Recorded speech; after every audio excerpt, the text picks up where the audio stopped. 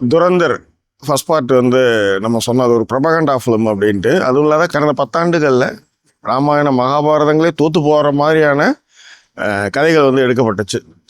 இந்த மாதிரி படங்களை வந்து உங்களால் வந்து தடுக்கவே முடியாது. ஆனால் உங்களால் புரிஞ்சிக்க முடியும் அவங்க என்ன சொல்ல வராங்க, எது சொல்ல வராங்க. இப்போ உதாரணத்துக்கு துரோணர் வந்து ஏகலைவன்கிட்ட வந்து கட்டவரல் கேட்டார்ல. இப்போ இந்த கதையை வந்து நீங்கள் யோசிச்சு பாருங்களேன். அதை வந்து இன்னைய வரலையும் ஏகலைவனுடைய கட்டவரலை எதுக்குடா கேட்டான் அப்படின்னாலும் நம்மளால் கேட்கவே முடியல.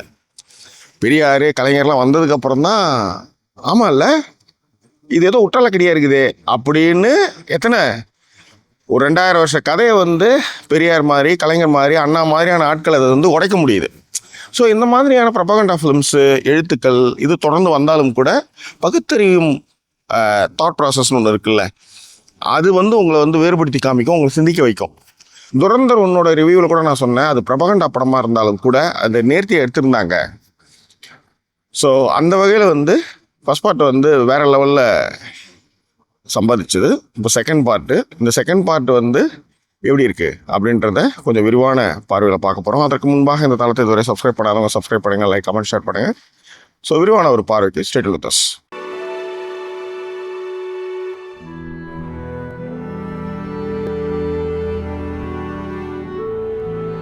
சினிமான்றது ஒரு மேஜிக்.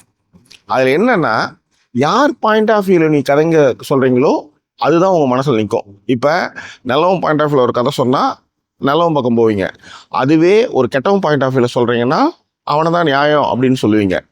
அதுதான் சினிமாவுடைய மேஜிக். சொல்கிற விதத்தில் சொன்னால் சாமியே சைக்கிளில் போகுது, பூசாலி புல்லட் கட்டாரு, சாமியே சைக்கிளில் போகுதுன்றத கூட நம்ப வைக்கிற மாதிரி படம் எடுக்க முடியும். அப்படின்றத வந்து இந்த உலகத்தில் யாருக்கு தெரியுதோ இல்லையோ ஆதித்யாதர் அப்படின்ற டைரக்டருக்கு நல்லாவே தெரிஞ்சிருக்குது. அந்த அளவுக்கு வந்து உட்டாலக்கடியான விஷயங்களை நிறைய, அதாவது வந்து அழகாக கோர்வையாக அழகாக சொல்லி நம்மளை மெஸ்மரைஸ் பண்ணுறாங்க அப்படின்றதுல வந்து மாற்று கருத்தே கிடையாது.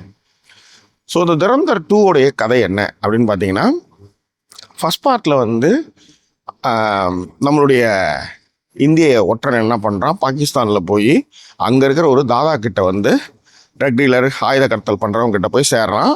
அவருடைய சாவுக்கு காரணமாக இருக்கிறான். அக்ஷய் கண்ணா இறந்துடுவார். இதுதான் ஃபர்ஸ்ட் பார்ட், ரைட்டா? செகண்ட் பார்ட்டில் அக்ஷய் கண்ணா இறந்ததுக்கு பிறகு அந்த இடம் வெற்றிடம் இருக்கு இல்லையா, அந்த இடத்துல வந்து நம்ம இந்திய ஓட்டுநர் எப்படி போய் சேர்றான், அதன் பிறகு அவன் சந்திக்கக்கூடிய பிரச்சனைகள் என்ன, அவன் இந்தியாவுக்கு எல்லாம் என்ன செஞ்சால் அதில் மாட்டினானா போனானா தப்பிச்சானா அப்படின்றது தான் செகண்ட் பார்ட்டுடைய ஃபைனல் சாப்டர். துரந்தர் தி ரிவெஞ்ச் திரைப்படத்துடைய கதை. படத்தை தாங்கி நிறுத்துறது யாருன்னு பார்த்தீங்கன்னா ரன்வீர் சிங் தான். அவருடைய கட்டுடல் வந்து நம்ப வைக்குது. ஆமாம், ஒரு ஒற்றன் தான். அதே மாதிரி ஒரு நல்ல நீண்ட சடை என்னது ஜடாமுடியோடு வந்து நடக்கிறாரு, நல்ல ஸ்டைலிங்காக. இந்த படத்தை வந்து ஒரு ஃப்ரேமையும் தூக்கி நிறுத்துறது யாருன்னு பார்த்தீங்கன்னா விகாஷ் நவலக்காவுடைய சினிமோட்டோகிராஃபி. முக்கியமாக ஸ்லோ மோஷன் ஷாட்ஸ் வந்து எல்லாருக்குமே வில்லன் எல்லாருக்குமே வந்து ஒரு ஸ்லோ மோஷன் ஷாட்டு. அதுவே படத்தை வந்து ஒரு ஸ்டைலிஷான ஒரு மேக்கிங்காக, அதாவது நிறைய ஷார்ட்ஸ் வந்து ஹேண்டில்டு ஷார்ட்டாக எடுத்ததுனால உங்களுக்கு வந்து ஒரு லைவ்லியாக வந்து ட்ராவல் பண்ணுற மாதிரியான ஒரு ஃபீலை வந்து இந்த படம் கொடுக்குது. அது ஒரு மொதல் பாயிண்ட். ரெண்டாவது பாயிண்ட் வந்து என்னென்னா சஷ்வத் சச்தேவ் அவருடைய மியூசிக்கு. அதாவது பெப்பியான சாங்கு, பழைய சாங்கு, ஸ்லோ மோஷனில் வந்து இந்த சாங் எல்லாமே வந்து கிளாசிக் சாங்ஸ்லாம் மிக்ஸ் ஆகி வரும்பொழுது நம்ம வந்து டக்குன்னு வந்து ஹவா ஹவா, அப்புறம் வந்து பசீகர், இந்த மாதிரி பாடல்களோட இங்கிலீஷ் பாட்டையும் இப்போ இருக்கிற கல்ச்சருக்கு எசென்சி பசங்களுக்கான பாடல்களாக பின்னணியில் ஒலிக்கிறதும் வந்து படத்தை வந்து ஒரு ஸ்டைலிஷாக பார்க்குறதுக்கான ஒரு ஆர்வத்தை ஏற்படுத்துது. அது ரொம்ப நல்லா பண்ணியிருக்காங்க. ஸோ மேக்கிங் வைஸ் பார்த்தீங்கன்னா அவ்வளோ சூப்பராக பண்ணியிருக்காங்க. முக்கியமாக சிவகுமார் பணிக்கருடைய எடிட்டிங் வந்து படத்திற்கு பெரிய பலம். ஆனால் நீங்கள் நம்ப மாட்டீங்க, அவதாரே 3 மணி நேரம் தான், இந்த படம் 4 மணி நேரம். ஆக்சுவலாக நான் படம் முடிஞ்சு போச்சுன்னு நினைக்கும்போது இல்லை நம்ம ஃபைனல் சாப்டர் இன்னும் இருக்குது அப்படின்னு காமிக்கிறதுலாம் வேறு லெவலு. ஆனால் என்னென்னா இந்த 4 மணி நேரமும் போர் அடிக்காமல் போகுதுங்க. அதுதான் ரொம்ப முக்கியம். சரி, இந்த படம் வந்து ஒரு ப்ரொபகண்டா படம் அப்படின்றதுல மாற்று கருத்தே கிடையாது. இந்த படத்திலே வந்து மிகப்பெரிய ஓலா அப்படின்னு பார்த்தீங்கன்னா அந்த டிமானிட்டைசேஷன் இருக்குல்ல, அதை நியாயப்படுத்துறது தான். அதனால தான் இது பண்ணாங்க அப்படின்னு சொல்கிறாங்க. ரைட், அப்படியே கூட இருந்துட்டு போட்டோம். ஆனால் 500 1000லாம் வந்து தடை பண்ணிவிட்டு 2000 நோட்டு வந்து எதுக்கு, பொட்டி வந்து நிறைய பொட்டி, ஒரு 10 பொட்டி 5 பொட்டி ஆகுதுன்றதை வந்து குறைக்கிறதுக்காக வந்து 2000 நோட்டு விட்டாங்களான்னு எனக்கு தெரியல. ஸோ இந்த மாதிரி நிறைய கேள்விகள் படம் ஃபுல்லும் இருக்குன்னு வச்சுக்கோங்களேன். ஆனால் இதில் என்னென்னா, இது எல்லாமே இதுக்காக தான் பண்ணணும்னு சொல்கிறதுக்கு ஒரு கோர்வையாக ஒரு திரைக்கதை எழுதுகிற அந்த இது இருக்குல்ல, அதில் நிச்சயமாக அவங்க ஜெயிச்சிருக்காங்க. மிக முக்கியமாக எலெக்ஷன் வரக்கூடிய இந்த காலகட்டத்தில் இந்த படம் வந்து உண்மையிலே வந்து பிஜேபிக்கு வந்து ஒரு பெரிய சப்போர்ட்டிவாக இந்த படம் இருக்குன்றதுல மாற்றுக்கிறதே கிடையாது. படத்தில் சிறப்பாக நடித்தவங்க அப்படின்னு பார்த்தீங்கன்னா, நம்ம அழகே அழகே சாரா அர்ஜுன் அவங்க கிளைமேக்ஸில் வந்து நல்லாவே நடிச்சிருந்தாங்க. நடிப்பு அதான் நல்லாவே நடிச்சிருந்தாங்க. அதே மாதிரி பம்பு செட்டில் ஒரு தங்கச்சி ஒன்று இருக்கும், ஹீரோவுடைய தங்கச்சி.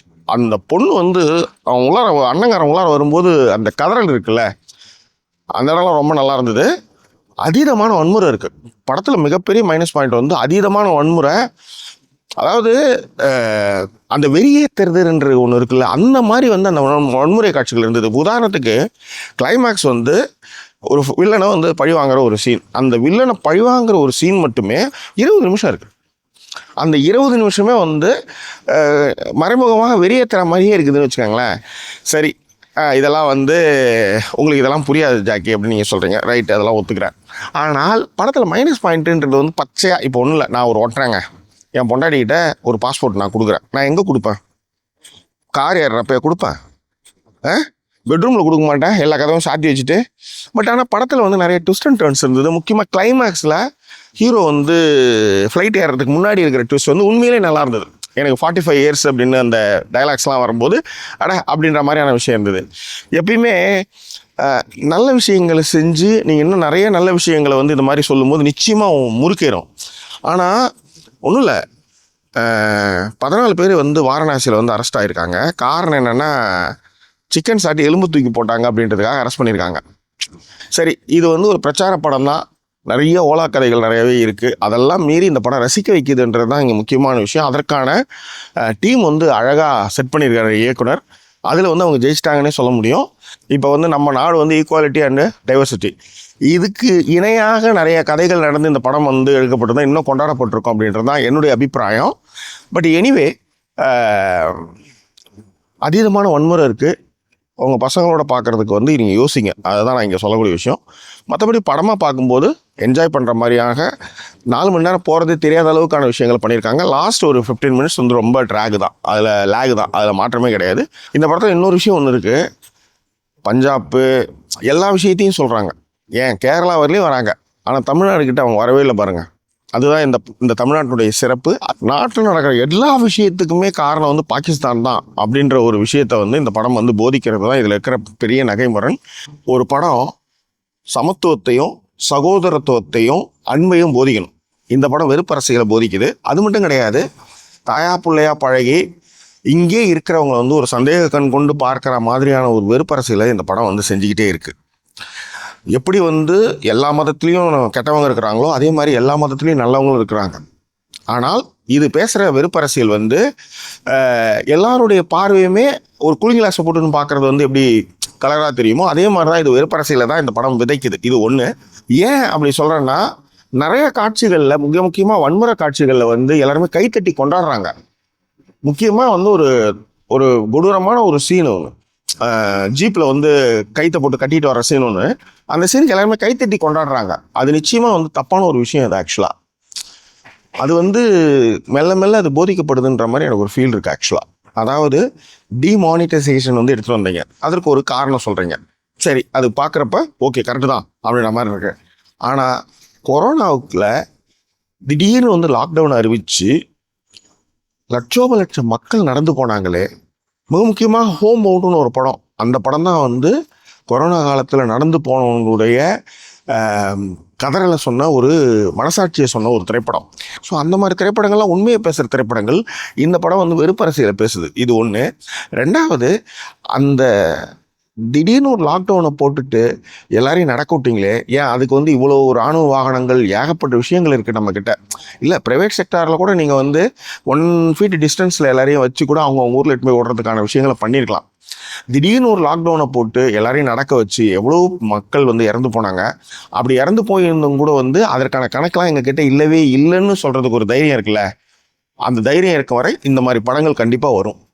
வேறு என்ன, த சாய்ஸ் இஸ் யுவர்ஸ். இந்த படம் வந்து ஒரு பார்க்க வேண்டிய படம்னு சொல்லுவேன். ஆனால் என்னென்னலாம் வந்து நம்மளுக்கு காதில் பூ சுற்றுறாங்கன்றதை யோசிச்சுட்டே நீங்கள் பார்த்தீங்கன்னா நீங்கள் இந்திய அரசியலையும் தமிழக அரசியலையும் இருக்கிறீங்கன்னு அர்த்தம். உங்களுக்கு இந்திய அரசியலும் தமிழக அரசியலும் புரியுதுன்னு அர்த்தம். வேற என்ன? இந்த சாய்ஸஸ் யுவர்ஸ். பார்த்துட்டு உங்களுடைய கருத்துக்களை பின்னூட்டங்களை தெரியப்படுத்துங்க. மீண்டும் வேறொரு எபிசோடில் உங்களை நான் சந்திக்கிறேன். அதுவரை நன்றி கூறி விடைபெறுவது உங்கள் ஜாக்கி சேகர். நன்றி, வணக்கம்.